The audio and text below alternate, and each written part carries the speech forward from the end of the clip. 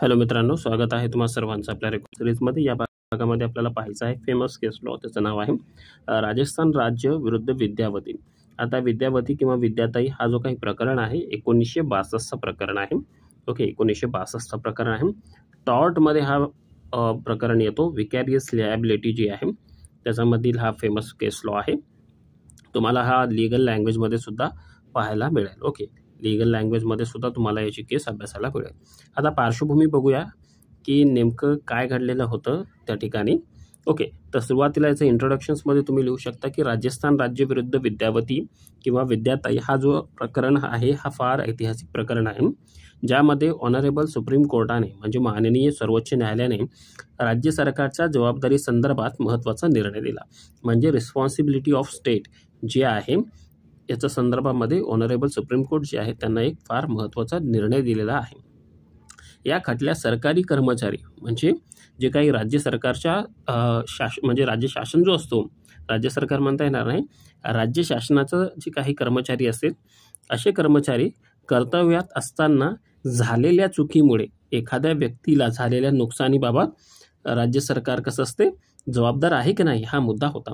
म्हणजे हा जो काही प्रकरण आहे त्याच्यामध्ये असं सांगण्यात आलेलं आहे की एखाद्या सरकारी कर्मचारीने चूक केली तर त्या चुकीच्या संदर्भामध्ये राज्य सरकारला आपण जबाबदार धरू शकतो का नाही।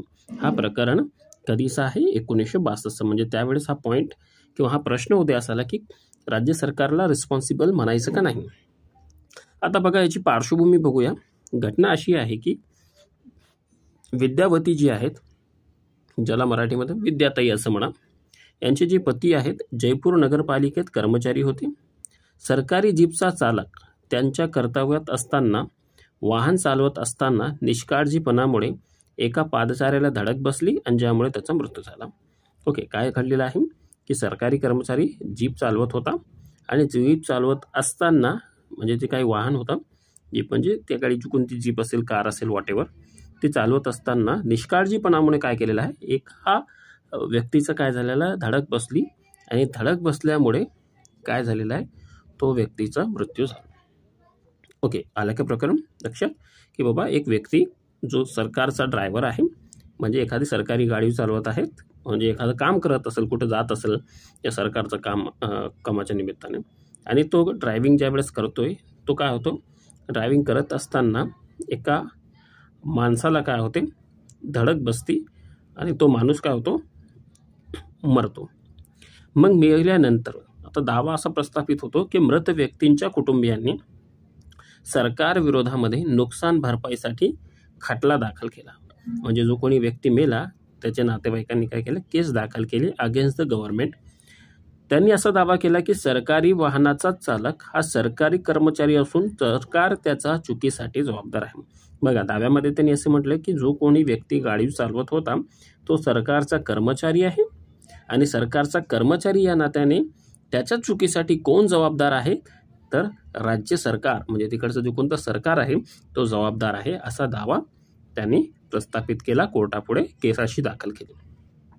सरकारचा युक्तिवाद बघा, राजस्थान सरकारने असे म्हटले की राज्य म्हणून अशा घटनासाठी आम्ही जबाबदार नाही। बघा, मग त्यावेळेस जी काही राज्य सरकार आहे त्यांना असं सांगितलं की ठीक आहे की तो व्यक्ती आहे जो काही सरकारी कर्मचारी होता, पण मात्र अशा घटनांसाठी राज्याला आपण जबाबदार धरू शकत नाही। कारण त्याने असं कारण दिलेलं आहे की हा कर्मचारी सरकारी कामकाज करत होता आणि यावर सरकारी प्राधिकरणाचा प्रत्यक्ष हस्तक्षेप नव्हता। भलेही तो व्यक्ती सरकारची गाडी चालवत असेल मात्र त्याच्यावर सरकारी प्राधिकरणाचा हस्तक्षेप नव्हता। म्हणजे सरकार तो बरोबर गाडी चालवते का नाही हे एवढं बारीक कोण बघणार, असा एक लॉजिकल प्रश्न त्यांनी उपस्थित केला की बाबा ठीक आहे तो आमचा कर्मचारी आहे वॉटेवर, आता तो 100 किलोमीटर 200 किलोमीटर जात असेल तर आम्ही त्याच्यावर नजर कशी ठेवायची, आम्हाला कसं कळणार। त्यामुळे त्याच्याकडून जर चूक झाली असेल, ॲक्सिडेंट झाला असेल तर त्याच्यासाठी आम्हाला कसं का जबाबदार तुम्ही धरणार, म्हणून असं सरकारने त्यांचं काही म्हणणं आहे ते कोर्टापुढे सादर केलं। मग ऑनरेबल सुप्रीम कोर्टाने दोन्ही बाजूंचं ऐकून घेतलं आणि निर्णय दिला। ऑनरेबल सुप्रीम कोर्ट जे आहे सर्वोच्च न्यायालय त्यांना असं सांगितलं की राज्य सरकारची जबाबदारी, त्यांना असं सांगितलं पहिल्या पॉईंटमध्ये की सरकार व्यक्तीप्रमाणे काम करत असते आणि त्याच्या कर्मचाऱ्याच्या निष्काळजीपणामुळे झालेल्या नुकसानासाठी जबाबदार आहे। म्हणजे येथे सरकारवर रिस्पॉन्सिबिलिटी येते असं ऑनरेबल सुप्रीम कोर्टानं सांगितलं की बाबा सरकार कसं आहे एका व्यक्तीप्रमाणे तो काम करत असते आणि जर त्यानं काही चूक केली तर आपण त्याला जबाबदार धरू शकतो. म्हणजे इथं जो कोणी ड्रायव्हर चालवत होता सरकारचा गाडी चालवत होता तो कसा आहे त्याच्या वतीनं कोण जबाबदार आहे तर सरकार जबाबदार आहे. सरकारची जबाबदारी आहे की कंपेन्सेशन द्यायला पाहिजे. सरकारी कार्य आणि निष्काळजीपणा हा दुसरा याच्यामध्ये मुद्दा आहे.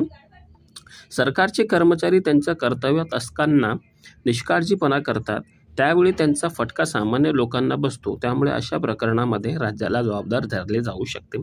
सुप्रीम कोर्टानं सांगितलं की बाबा सरकारी कर्मचारी कार्य करत असताना निष्काळजीपणा करेल आणि त्या निष्काळजीपणामुळे म्हणजे नेग्लिजन्समुळे सामान्य व्यक्तींना फटका बसत असेल तर मग अशा कृतींसाठी राज्य सरकारला जबाबदार का धरू नये म्हणून सुप्रीम कोर्टानं राज्य सरकारला इथं रिस्पॉन्सिबल केलं. ओके, मालकी कर्तव्य. आता बघ पुढचा पॉईंट असा आला, जर सरकारी मालकीच्या वाहनामुळे किंवा मालमत्तेमुळे लोकांना हानी झाली तर राज्याने नुकसान भरपाई करणे गरजेचं आहे. म्हणजे ऑनरेबल सुप्रीम कोर्टानं असं सांगितलं की बाबा त्या वस्तूचं म्हणजे त्या गाडीचा मालक जर सरकार असेल आणि त्या मालकीमुळे सामान्य लोकांना हानी होत असेल नुकसान होत असेल तर अशा नुकसानचं काय करावं लागेल, नुकसान भरपाई म्हणजे कॉम्पेन्सेशन जे आहे कॉम्पेन्सेशन हे सरकारला द्यावंच लागेल असं ऑनरेबल सुप्रीम कोर्टानं सांगितलं. आणि या प्रकरणामध्ये ऑनरेबल सुप्रीम कोर्टानं काय केलेलं आहे सरकारला रिस्पॉन्सिबल म्हणजे जबाबदार सरकारची लिॲबिलिटी येते सरकारला कॉम्पेन्सेशन द्यावं लागेल असं ऑनरेबल सुप्रीम कोर्टानं या प्रकरणामध्ये सांगितलं. राजस्थान विरुद्ध आता याच्या निष्कर्षांमध्ये तुम्ही असं लिहा की राजस्थान विरुद्ध विद्यापती या प्रकरणामध्ये भारतातील सरकारी जबाबदारीच्या स्वरूपावर मोठा प्रभाव टाकला. यातून हे स्पष्ट झाले की सरकारी कर्मचारी असो किंवा खाजगी कर्मचारी निष्काळजीपणामुळे झालेल्या नुकसानीबाबत जबाबदारी टाळता येत नाही. बघा इथं क्लीन असं सांगितलेलं आहे की कोणी असो मग तो सरकारचा व्यक्ती असो किंवा खाजगी व्यक्ती असो जर त्याने निष्काळजीपणामुळे समोरच्या व्यक्तीचं नुकसान केलं तर त्याची जबाबदारी टाळता येत नाही. त्याला जबाबदार धरावंच लागेल आणि त्याच्याकडून पैसा किंवा कॉम्पेन्सेशन जे आहे ते वसूल करावंच लागेल असं इथं महत्त्वपूर्ण निर्णय या राजस्थान वर्सेस विद्यापतीच्या खटल्यामध्ये ऑनरेबल सुप्रीम कोर्टानं सांगितलेलं आहे. सो आय होप तुम्हाला ही कॉन्सेप्ट समजली असेल. जर काही अडचण असेल तर तुम्ही कमेंट्समध्ये मेन्शन करू शकता. Thank you to watching this video.